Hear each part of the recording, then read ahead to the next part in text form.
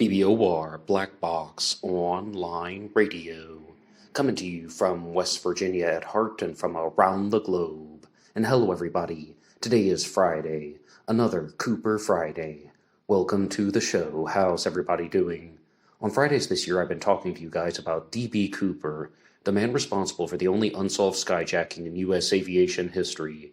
And in this episode, I will be discussing the video Unsolved, Discovering the Truth Behind the Disappearance of D.B. Cooper from the channel Decoding the Unknown. And if you haven't watched that video yet, that's fine, you can keep listening. I always want these episodes of Black Box Online Radio, whether it's on YouTube or on Spotify under the name Black Box True Crime, to be made available to everyone. You can always jump into the middle, even if you see something like Part 1, Part 2, you can always just start listening, even if you haven't heard the source material, or if I'm reacting to something or giving commentary on something. I always want it to be made available to everyone. And you guys know the drill. You can hit the like button if you want, subscribe if you haven't, and drop something down below if you have something to say about D.B. Cooper. For larger things, you can send them to me at blackboxonlineradio@aol.com, and I am your host, Box Ned. Now, I am going to play a very small clip of this episode of Unsolved, Discovering the Truth Behind the Disappearance of D.B. Cooper. The full video is 1 hour and 1 minute long. It's actually 1 hour, 1 minute and 53 seconds long, but I'm going to play a small clip that is a little bit introductory, and then we are going to have a bigger discussion on all things D.B. Cooper. So here's the clip. To another episode of Decoding the Unknown. This one, what happened to D.B. Cooper? This is like one of the more famous mysteries. I quite like these modern ones. Lately we've been doing a lot of like ancient ones. I just recorded a video about, oh my god, I literally just recorded El Dorado, which I don't know if that's come out yet, because that isn't always how these work, but I don't know, and then before that I did another one on something, and I'm like, let's jump into the modern world. That's nice. 20th century. D.B. Cooper, let's go. Thank you, Kevin, for writing this, by the way. The format of the show, if you're new here, I've never read the script that I have in front of me from Kevin, and we're going to read it and explore it together. It'll be fun. Thanks for being here. Cooper lit up a cigarette and ordered a bourbon whiskey from the stewardess. He handed her a $22 bill for the $2 drink and told her to keep the change. Holy shit, player. Cooper was very polite and courteous the entire time, but shortly after his first drink, he handed a note to the flight attendant, Clara Schaffner. Also, what half-hour flight has drink service? Surely that's just up at altitude and then down. Is anyone even taking their seatbelts off? The 23-year-old flight attendant was used to single businessmen giving their phone number, so she tossed the note into her purse without looking at it. Cooper then leaned into her and said, "Miss, you had better look at that note. I have a bomb." And once again, that was from the channel Decoding the Unknown. The full title of the video is Unsolved, Discovering the Truth Behind the Disappearance of D.B. Cooper. It is hosted by Simon Whistler, and I first learned about him from the Biographics channel, and I've referenced the Biographics channel here on YouTube many times. I've talked about them in a lot of my other true crime discussions, particularly when I did the Anything Goes Friday segment where any subject was fair game, because Simon Whistler had made a lot of videos about it, but he is on countless other true crime channels now. And this is one of the first times when I've started a 1 hour YouTube video where the host just seems like he's absolutely exhausted, not completely connected with the material, just saying that, all right, well, I was just recording something and I haven't read any of this preceding material. I know who D.B. Cooper was, but somebody else wrote this script that I'm going to be reading from. Whatever, let's just do it.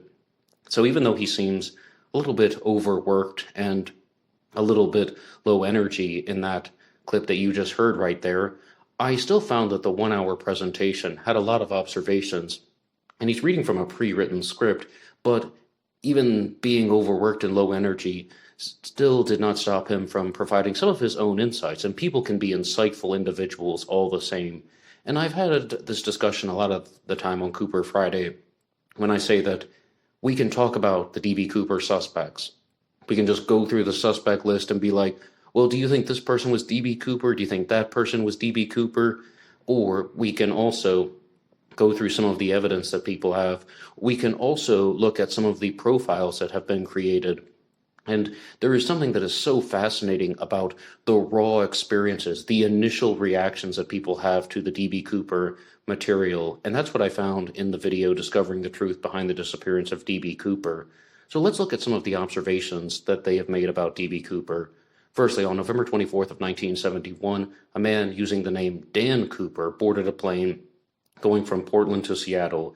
He claimed that he had a bomb in his briefcase. He opened the briefcase and displayed what appeared to have been a bomb. At the very least, it resembled a bomb. He held the plane hostage. He demanded $200,000 and 4 parachutes. And then after successfully obtaining that in Seattle, he jumped out somewhere over the Pacific Northwest, never to be seen or heard from again. Okay, so what did Decoding the Unknown have to say about D.B. Cooper? I think it's really interesting that the host, Simon Whistler, was throwing in some of his own interjections to the script that he was reading, and he seemed to take a very strong objection to a commonly held belief about D.B. Cooper, and that is that D.B. Cooper had a military background, because he's looking at a lot of the clues that people have, and a lot of the reasons why people think that D.B. Cooper was some type of ex-military paratrooper, and he's saying that everything that D.B. Cooper has done doesn't necessarily require a military background.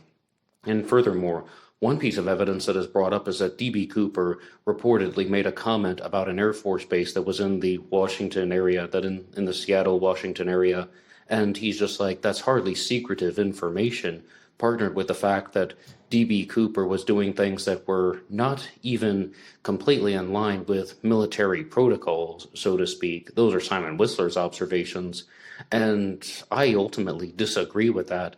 If I had to bet my life on it now, I would think that D.B. Cooper did indeed have a military background. The comment about a military base in the Seattle area or in Washington state really means nothing to me either way.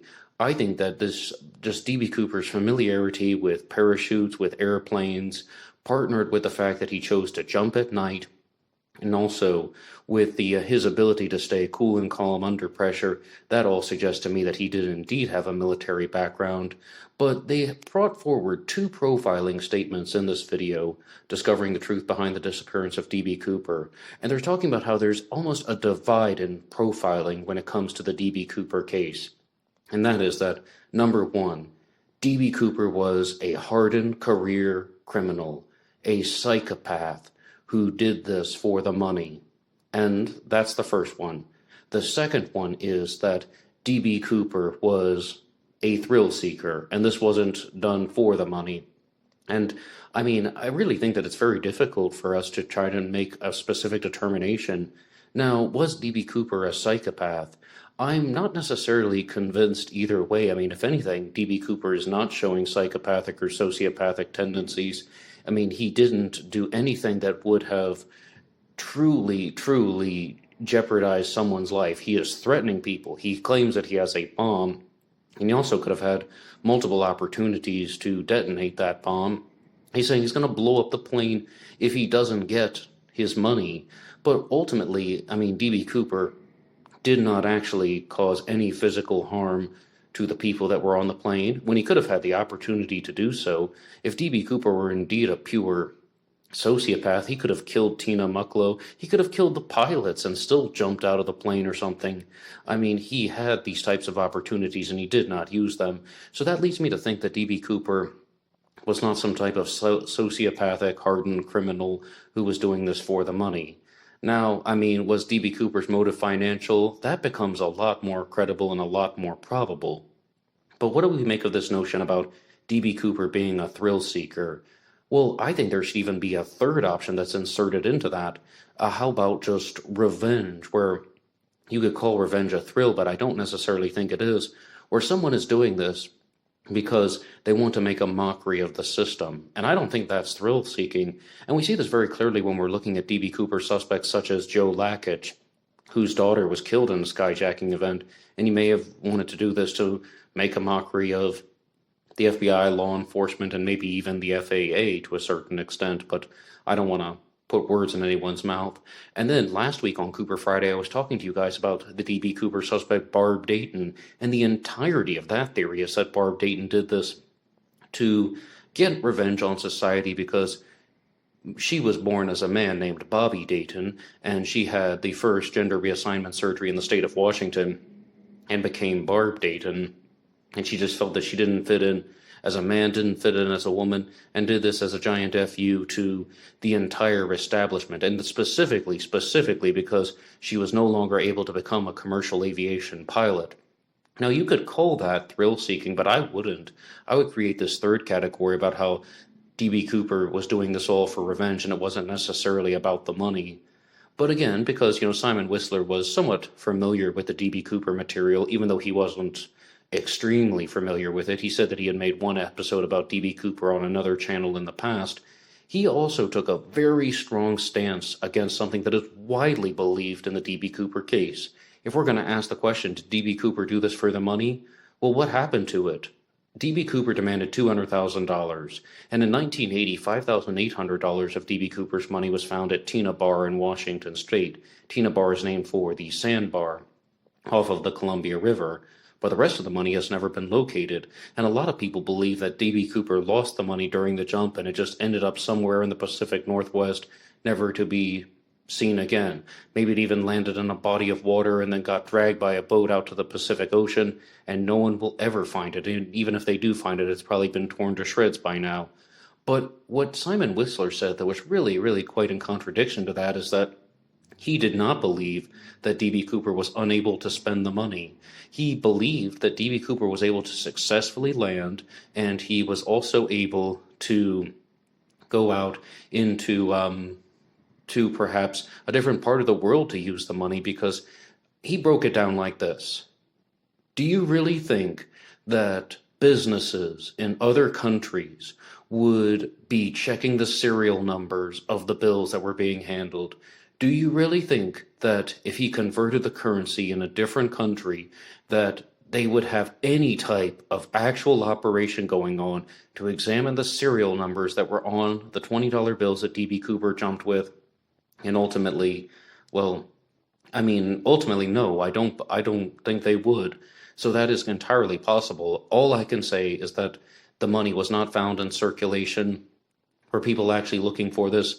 But bear in mind, in 1971, 72, and 73, people did not have the same types of technology that they do today. They would not be using computerized methods. And I even read off a different theory about this on a previous episode of Cooper Friday. I think it was from the Boulder City News, where one guy was just giving his own take on the subject, and he said that he thought that D.B. Cooper successfully landed with the money, and he had the money mailed to a different location, to perhaps either a military base or somewhere out of the country, and then he exchanged it for foreign currency. So people have composed some very intricate observations and ideas as to how and why they were able to, that he would have been able to get the money out of the country and have it not end up in the system.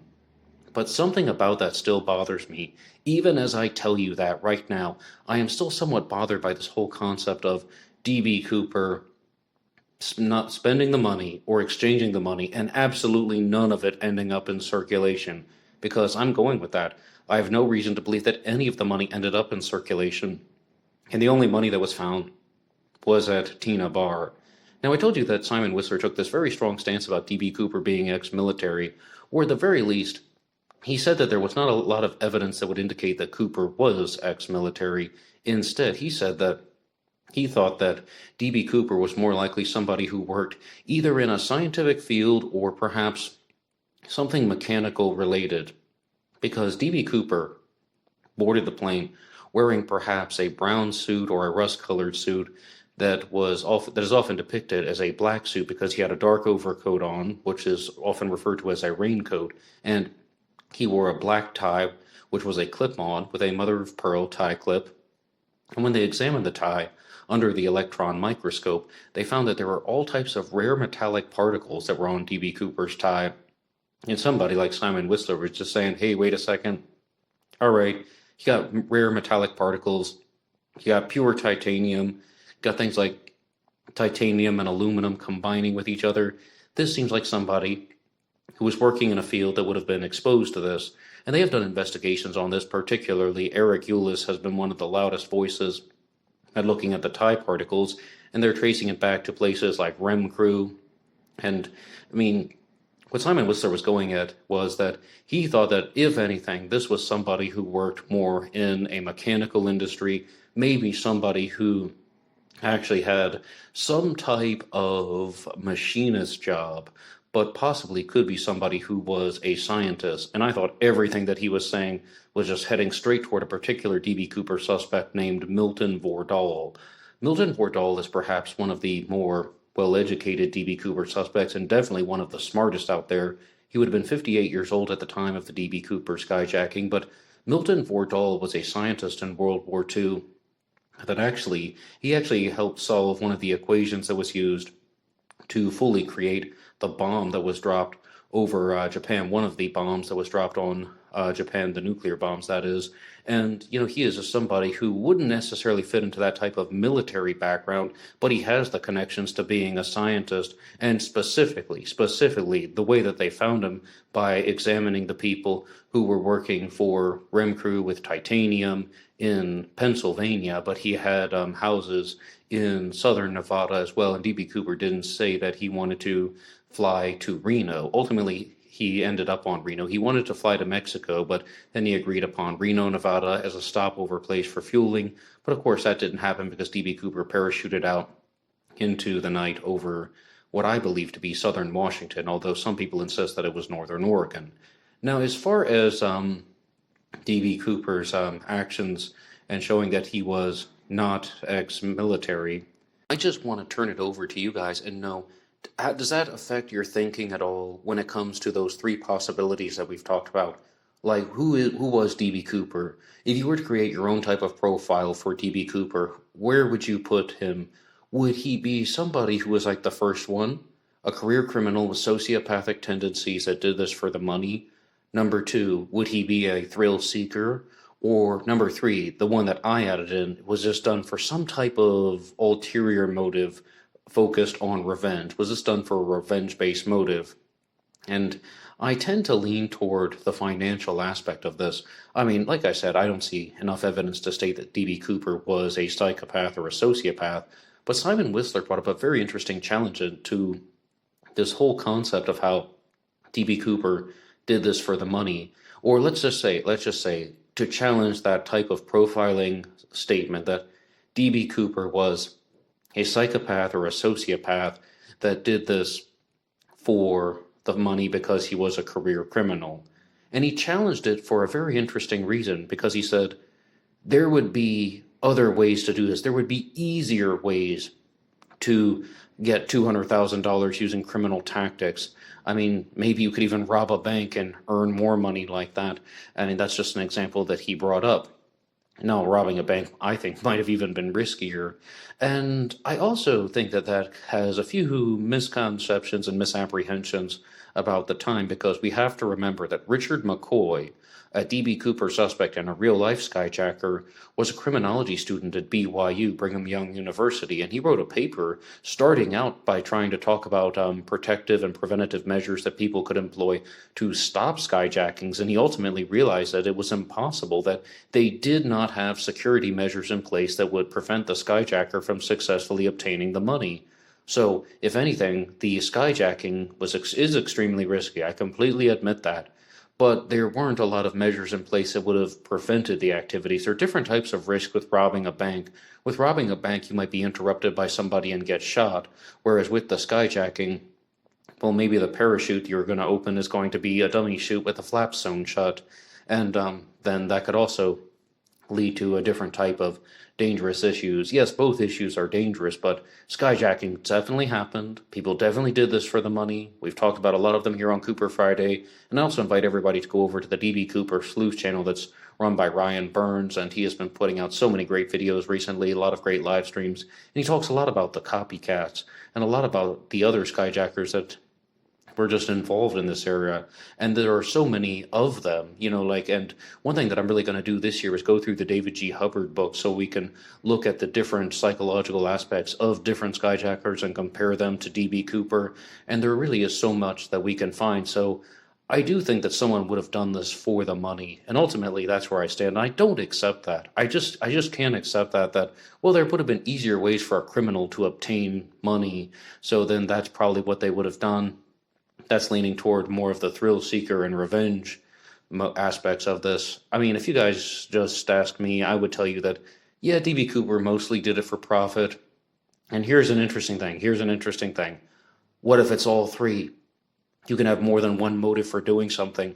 What if it is done for the thrill of it? What if it's done to act out this fantasy of being some type of cool, calm, and collected James Bond villain type individual? and also you want the money, and also maybe you have revenge against someone. And D.B. Cooper did state on the plane that he had a grudge. He didn't have a grudge against anyone specific. He didn't have a grudge against the airline. He just had a grudge. And we don't necessarily know who that was because he didn't say, but D.B. Cooper had a grudge against someone, something, or some type of policy in existence. Some of the other points that were discussed in this episode from Simon Whistler were also about D.B. Cooper's regional backgrounds, because D.B. Cooper didn't use the name D.B. Cooper. As I said, he bought the ticket using the name Dan Cooper, and Dan Cooper was the name of a popular French language comic book character, which was actually a Belgian comic about a Canadian pilot. And at the very least, there is there are illustrations of Dan Cooper parachuting. And what Simon Whistler was also zoning in on was that he looked at a lot of the language that D.B. Cooper was using. He was looking at the French language comic connection, and he was beginning to think that this is so odd that an American would do these things and say these things. And it seemed like he was highly entertaining the possibility that D.B. Cooper was not an American, or that at the very least he was a Canadian. And I have an entire episode about that here on Black Box Online Radio that I did for Cooper Friday, called just that, D.B. Cooper was Canadian, ? And I invite you to check that out, as well as going through some of the suspect playlists. Lots of things D.B. Cooper related here on Black Box Online Radio. But as far as this goes, I think there's purely insufficient evidence for this. Absolutely insufficient evidence to say that D.B. Cooper was anything other than American.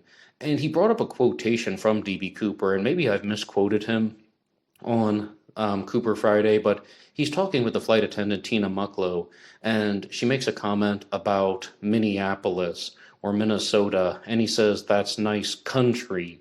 And I just thought he had said that that's nice, but apparently the quotation that Tina Mucklow shared was, he said, "That's nice country." And Simon Whistler is not an American. I'm not exactly sure where he's from, but he said multiple times throughout the video that he is not American. And he was just like, what? But Minnesota and Minneapolis and those places aren't countries. Why would somebody say that? They must not be an American if they didn't know that. And like, this is stuff that I think I am articulating as well as I can on his behalf. I believe that that idea was expressed. And somebody like me, some guy from the foothills of West Virginia, that doesn't strike me as odd at all. That does not strike me as odd at all. I mean, that is not weird to me that someone would say that Minnesota is nice country. I mean, that refers to countryside and wide open spaces and just a geographic piece of land. To my American English ears, I don't think that there's anything abnormal about that sentence. I don't think that means that English was his second language. I don't think that means that he was Canadian. And that's the end of it for me. But you guys can weigh in on this, because another more famous example of it is that when D.B. Cooper asks for the money, he says that he wants $200,000 in negotiable American currency. And Simon Whistler's bringing it up again. Wouldn't an American just say, "I want $200,000? Why is he saying negotiable American currency?" This all comes back to the concept of acting out the fantasy, trying to be cool, trying to be James Bond. And one of you guys said it best in the comment section. One of you guys said it the best. Why would somebody do that? Well, what's he going to say? Put the dollars in the sack? No, he's going to say, I'm something that sounds a little bit more elegant, more articulate than just put them bills in that there bag for me. But, I mean, I think that that is something that is also just not a shocker to me as an American, linguistically speaking. But here is another point, though, that I would also challenge very harshly, and it's not exclusively D.B. Cooper related. Now, again, Simon Whistler, the host of this program that we've been talking about, is not an American, but he said that if somebody has an American accent, a North American accent, or they're from the United States, and people can't recognize where they're from, where they just say the generic American accent, that usually means that they're from the Midwest. If you don't recognize any regional characteristic, that usually means that they're from the Midwest. And I wholeheartedly disagree with that. Again, just as an American myself who grew up in the States watching American TV for I don't know how many years I've been alive now, but that's just not true. No, I think Midwestern accents have a very distinct and noticeable twang to them, not quite like my West Virginia voice, and it only comes out on certain words, but like from time to time you will recognize that I'm from somewhere near the geographic South, even though I'm not from, let's say, the low country of South Carolina or something like that. But no, I don't think that the generic American accent refers to the Midwest. If anything, I think it refers to the Mid-Atlantic, where people who are just a little bit to the north of me, perhaps in Pennsylvania, southern New York, as well as some of the states in New England also would be in that. But really, I think it refers to what we call the Mid-Atlantic. Even people from like Eastern Maryland would the that are not quite in the geographic South, but just above it. So that's my personal take on the subject. And a lot of these just kind of generic American accents, if we want to call them that, have definitely been carried over into the western part of the United States in places such as perhaps even Washington State, where D.B. Cooper was. But if you would like to dispute that with me, you can always weigh in the comment section down below. I have a lot of American brothers and sisters who listen to this program. Let me know what you think about that statement that number one, the generic American accent refers to the Midwest, and number two, that I think it refers to the Mid-Atlantic. Let me know what you think. But there's also something, though, that Simon Whistler brought up about the voice that D.B. Cooper was using, when people are just saying that they did not notice any discernible accent when he was talking. If he were indeed a Canadian, and it's entirely possible that he was, and he was from a place outside of French Canada, outside of Quebec, if he was a Canadian from, let's say, Ontario or something, he may have been able to hide his voice. He may have been able to hide any type of regional Canadian accent, or maybe he didn't have one because a lot of Canadians and a lot of Americans sound the same. So that's, again, coming from someone from a different continent, but I completely agree with that. I mean, during my Canadian episode, I was like, I don't see any evidence that D.B. Cooper was Canadian. I think he was American, but that's a solid point. About hiding a Canadian accent, or maybe he didn't have any noticeable accent and he was Canadian. Entirely possible. I don't immediately know that someone is from Canada if I'm just talking to them, unless they have something that is very, very, very strongly pronounced. But that's, just what I think, and I would love to know your responses about this to anybody from these parts of the world, as well as people who want to give their own types of international backgrounds on the subject. And finally, I would like to get to the concluding material that they had in Simon Whistler's video, and it relates to the suspects.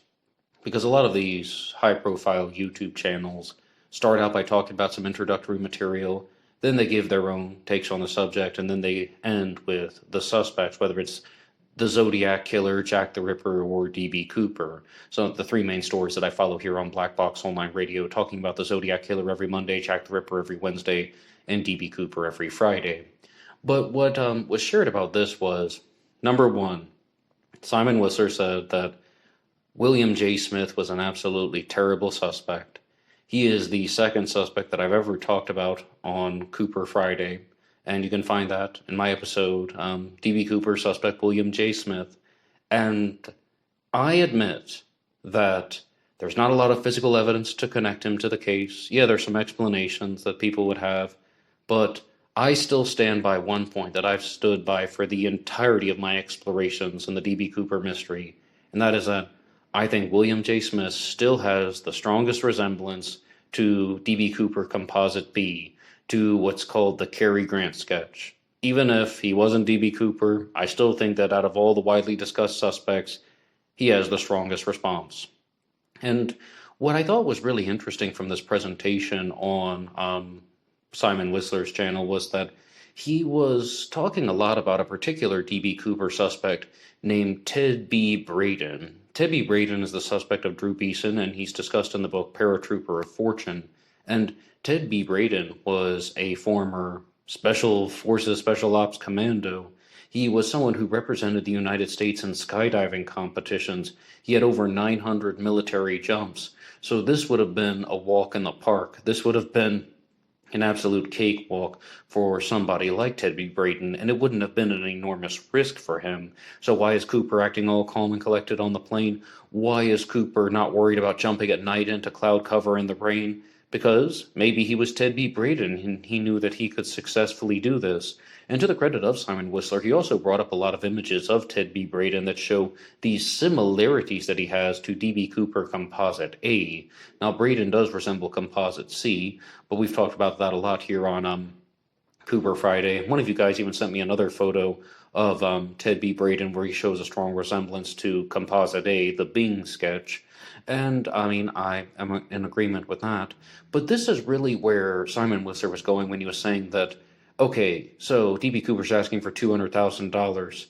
Ted Braden, as a criminal, would have been someone who could have obtained this money in other ways, because Ted Braden was working as a mercenary in the Congo. He actually leaves Southeast Asia to go be a mercenary in the Congo, and he's someone with the iron will to live, partnered with a death wish, and he could have perhaps done some other types of illegal activities, which would have been dangerous, but it wouldn't have been done in this type of skyjacking way. So I have so many mixed feelings about that, because on the one hand, I think that Ted B. Braden absolutely had all of the skills to do this. That's an understatement. Yes, he could have easily pulled this off. Yes, he could have done this in a cool, calm, and collected way. Yes, he also had other criminal opportunities if he wanted to use them. But I think that the thing that truly, truly stands out to me is that Ted B.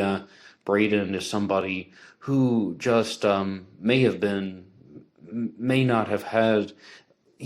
too advanced for this. And, I think he is one of the strongest D.B. Cooper suspects out there. If it were revealed that D.B. Cooper was Ted B. Braden tomorrow, and that's what you see on the evening news, I'd be like, yep, not surprised at all.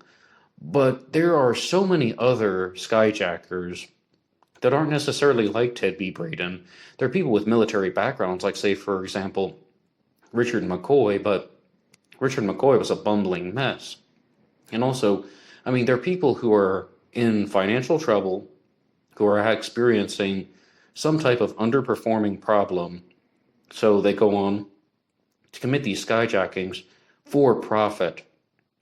I think it's a little bit thrill, but it's mostly for profit. With somebody like Ted B. Braden, I think it would have been a combination of money, but absolutely, I think that would fit into the thrill motive.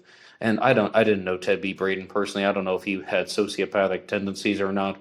To do perhaps what he did with all of the special ops things that you hear about him, he may have had sociopathic tendencies. But that's just the only thing that I kind of wonder about. We're talking about all of these things about people who are underperformers in life, who are just in financial trouble, and they do this as a way to act cool, to escape from their underperforming life structures.